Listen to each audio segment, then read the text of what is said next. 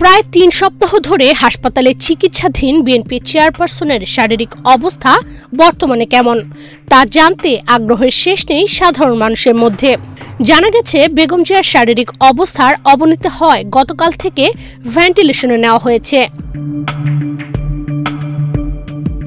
১২ December শুক্রবার BNP media সেলের এক বিজ্ঞপ্তিতে সাবেক প্রধানমন্ত্রী দেশনেত্রী খালেদা জিয়ার চিকিৎসার সর্বশেষ অবস্থা জানিয়েছেন তার চিকিৎসায় গঠিত মেডিকেল বোর্ডের প্রধান অধ্যাপক ডাক্তার শাহাবুদ্দিন তালুকদার।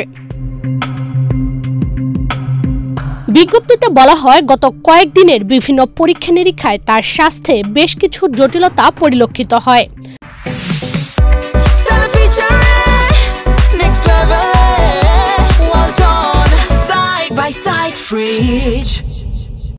তার শ্বাসকষ্ট বেড়ে যাওয়া, রক্তে অক্সিজেনের পরিমাণ কমে যাওয়া এবং কার্বন ডাইঅক্সাইডের মাত্রা বেড়ে যাওয়ায় তাকে হাইফ্লো নেজাল ক্যানুলা এবং বিপাপ মেশিনের মাধ্যমে চিকিৎসা দেওয়া হচ্ছে।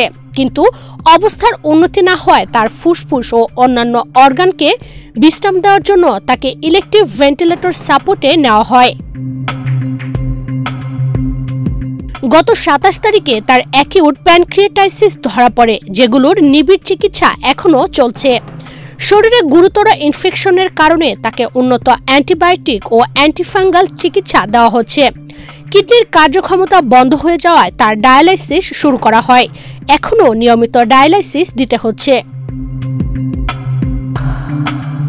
অন্যদিকে পরিপাকতন্ত্রে রক্তক্ষরণ ও ডিআইসি এর ফলস্বরূপ তাকে রক্ত ও রক্তের বিভিন্ন উপাদান ট্রান্সফিউশন দিতে হচ্ছে।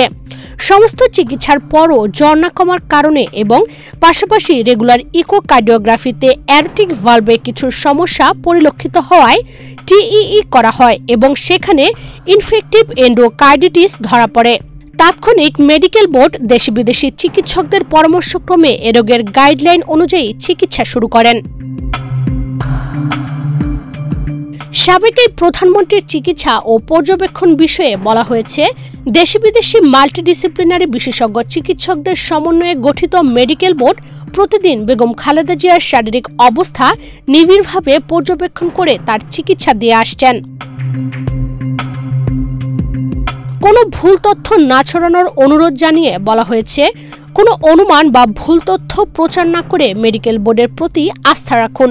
রোগীর ব্যক্তিগত গোপনীয়তা ও মর্যাদা রক্ষায় সকলের সহযোগিতা করুন। আমাদের মেডিকেল টিম সর্বোচ্চ পেশাদারিত্ব, সতর্কতা ও আন্তরিকতার সঙ্গে তার চিকিৎসা চালিয়ে যাচ্ছে। সম্মানিত সাবেক প্রধানমন্ত্রী বেগম খালেদা জিয়ার জন্য মেডিকেল বোর্ড ও তার পরিবারের পক্ষ থেকে সবাইকে দোয়া করার জন্য বিনীতভাবে অনুরোধ করা হচ্ছে।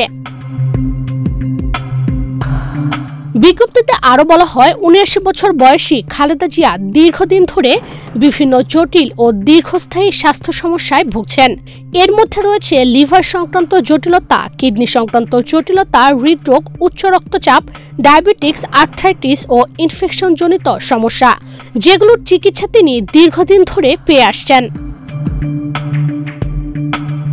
এবার নিজের বাসায় অবস্থানকালে তার শ্বাসকষ্ট, কাশি, জ্বর ও শারীরিক দুর্বলতা দেখা যায়, কিন্তু ক্রমান্বয়ে শারীরিক অবস্থার অবনতি হলে ২৩ নভেম্বর তাকে এভারকেয়ার হাসপাতালে ভর্তি করা হয়।